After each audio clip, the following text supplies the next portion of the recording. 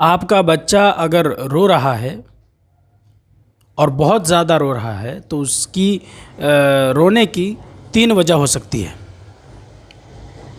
پہلی وجہ تو یہ ہے کہ ہو سکتا ہے کہ بچے کو اندرونی طور پر کوئی تکلیف ہو، کوئی درد ہو، اور دوسری وجہ یہ ہو سکتی ہے کہ اس کو بھوک لگی ہو،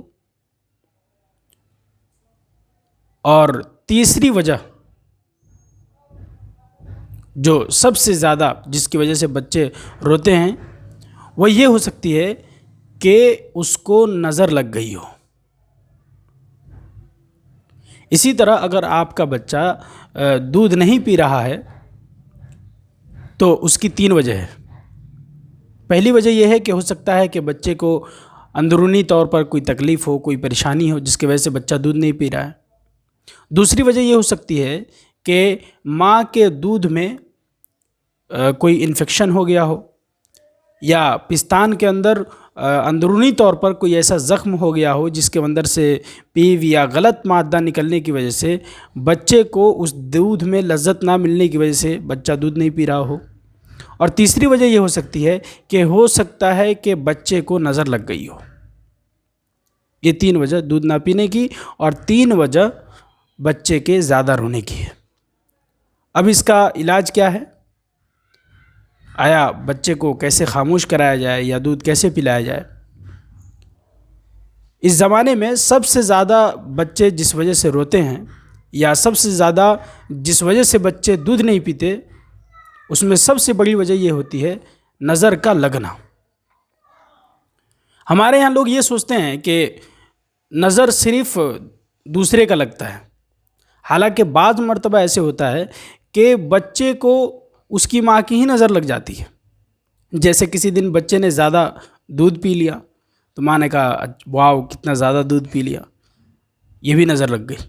یا کسی دن بچہ خوبصورت دکھا باپ کو یا گھر میں کسی کو، اس نے کہا کتنا اچھا لگ رہا ہے، اس کی مطلب تعریف کی، اور جس کی وجہ سے اس کو نظر لگ گئی۔ تو بعض مرتبہ ماں کی ہی نظر لگ جاتی ہے یا گھر کے ہی دوسرے لوگوں کی نظر بچے کو لگ جاتی ہے۔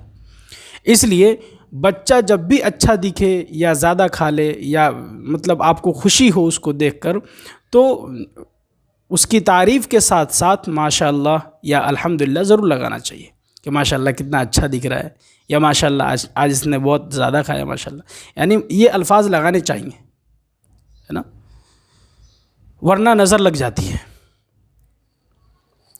اب نظر اگر لگ جائے، جیسے ہی بچے کی طبیعت خراب ہو تو سب سے پہلے اس کی نظر اتارنی چاہیے۔ نظر اتارنے کا سنت طریقہ کیا ہے؟ نظر اتارنے کے احادیث کے اندر کئی دعائیں بھی آئی ہیں، قرآن کی آیات بھی ہیں۔ ان میں سب سے آسان میں بتا دیتا ہوں، جو عام طور سے اکثر مستورات کو اور عورتوں کو یاد ہوتی ہے، وہ دعائیں یا پھر وہ قرآن کی آیت، جیسے آیت الکرسی ہے۔